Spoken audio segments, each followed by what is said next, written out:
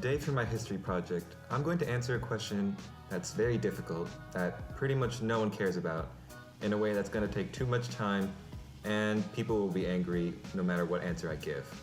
With that being said, what was the best fighter plane of World War II? Let's find out.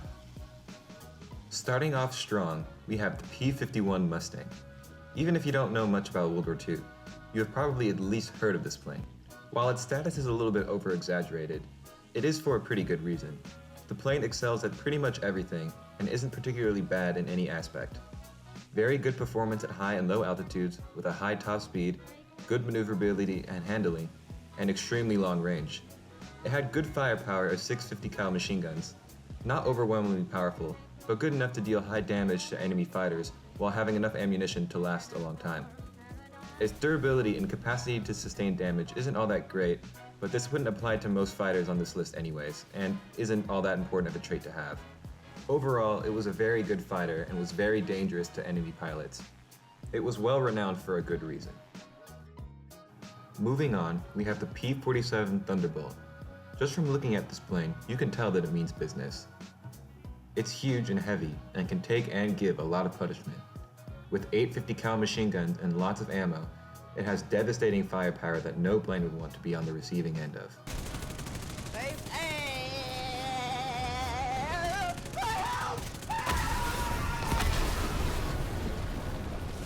It was the heaviest single-engine fighter plane of the war, but don't let that fool you, as the P-47 has very good top speed, especially with the later models, and was a very fast diver.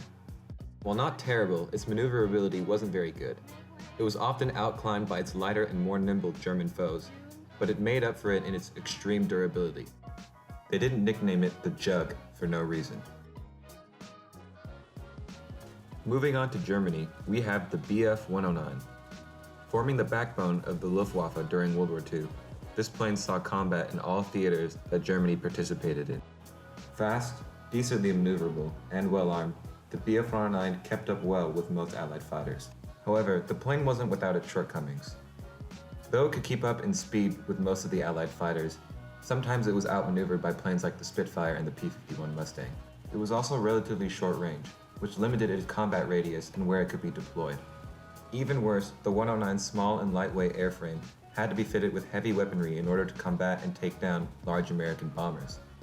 This would improve their firepower, but would negatively affect their performance and maneuverability.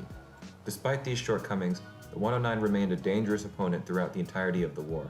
Constantly upgraded with new models, it was at least a match for most Allied planes. Next, we have the Focke-Wulf 190, or the FW-190.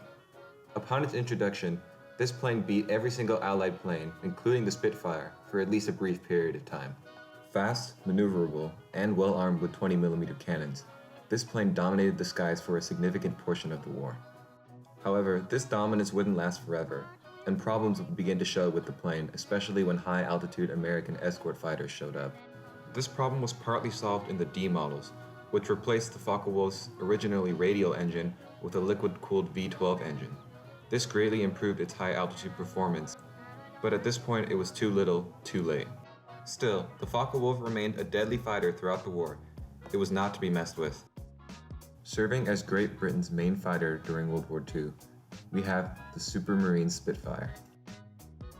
Its legendary status is well warranted, due to the fact that the plane had excellent handling, good performance and speed at high and low altitudes, and was just an overall very good airplane. From its start in the Battle of Britain, all the way to the end of the war, the Spitfire remained an extraordinarily dangerous opponent for Luftwaffe fighters. However, like all airplanes on this list, it wasn't perfect. Early models had mechanical problems, and Spitfires have always been notoriously difficult to produce. In addition to this, the Spitfire's combat radius wasn't very large, which meant that it was unable to escort Allied bombers deep into German territory. Still, the performance achieved by later models of the Spitfire is nothing short of insane, with some being able to fly well over 700 kilometers an hour, which was much faster than the P-51 Mustang. Complementing the Spitfire in the Royal Air Force, there is the Tempest. This is a relatively obscure fighter that not many people know about. However, its contributions were pretty significant. It is known to be one of the best low-altitude dogfighters of the war, with very good low-altitude speed, handling, and devastating firepower. Another noteworthy achievement of the Tempest was its ability to shoot down many Me-262 German jet fighter planes, and it is regarded by many as the 262's most dangerous adversary. Moving on, we have the Imperial Japanese military's main fighter plane, the A6M2 Ryzen, or Zero. This plane ruled the skies over the Pacific and inflicted heavy losses against American carrier-borne fighters. This was due to its good low-altitude speed, climb rate, and extreme maneuverability. However, as the war progressed, Japanese engineers failed to implement any significant improvements to the airplane. This allowed American fighters to match and eventually overcome the Zero with superior speed, armament, and durability. Furthermore, the Zero's shortcomings became more and more apparent as time went on. The aircraft's high-altitude performance was less than ideal, and the plane had a near-complete lack of armor or any protective equipment. Growing desperate, the Japanese Navy resorted to using these planes in suicidal kamikaze attacks by crashing them into American ships. Last on our list, and also in this case least, are the Russian planes, starting off with the Yak-9. Also, as a side note, the best information about Russian planes is from Wikipedia, as a lot of other sources are dodgy at best. The plane was decent. It could hold its own in maneuverability at low altitudes with German aircraft, as well as speed. However, that's where the advantages of the Yak-9 end. The aircraft was plagued with mechanical problems, most of which stemmed from the poor build quality it was made with. In fact, it was so bad that the Yak-9's engines were not expected to last more than 3 flights at full power, which is pretty ridiculous. Finally, we have the LA-7.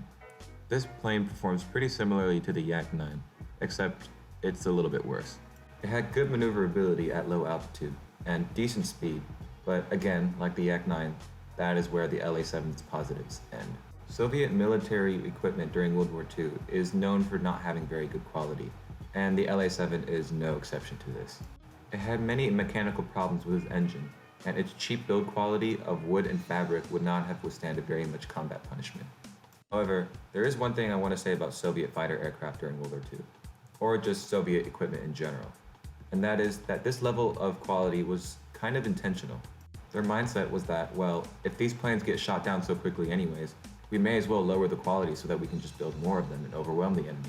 And, well, as history shows, it did work out. Willst du noch eine Rede halten? Halt hoch. Alles klar, alles da. Das kannst du mir gleich geben, ich ziehe mich da gleich sofort raus. Warte, ich filme das Wasser, warte. Eis hier überall. Ja, Sogar überall rein. In der Mitte am besten da. Ja.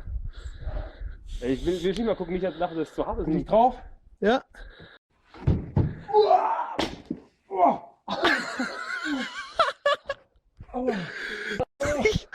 Oh, mein Arsch. Oh, guck mal, es geht gar nicht runter.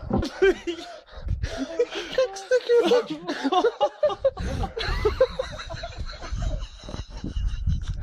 with the cost of several million human lives. Now that I've covered all the major fighter planes from each nation during World War II, it's time to find out which one was the best. But before I answer that question though, there is one thing I want to address, and that is there really wasn't a best fighter of World War II. I know it's a bit of a cliche answer, but it is true.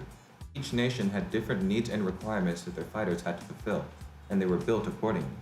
For example, German planes late during World War II didn't need long range because most of the time their job was to defend against Allied bombers and fighters that were right above them. Similarly, Soviet aircraft were built with Russian military doctrine in mind, where quality wasn't so much of an issue as long as they could build a lot of them. Because of how different each country was, one plane that worked well for one country might not work well for another. So there really isn't an answer to this question. However, that's not what you wanted to hear. So I'll go ahead and answer it anyways and do my best to defend my point. The winner of this competition is the P-51 Mustang.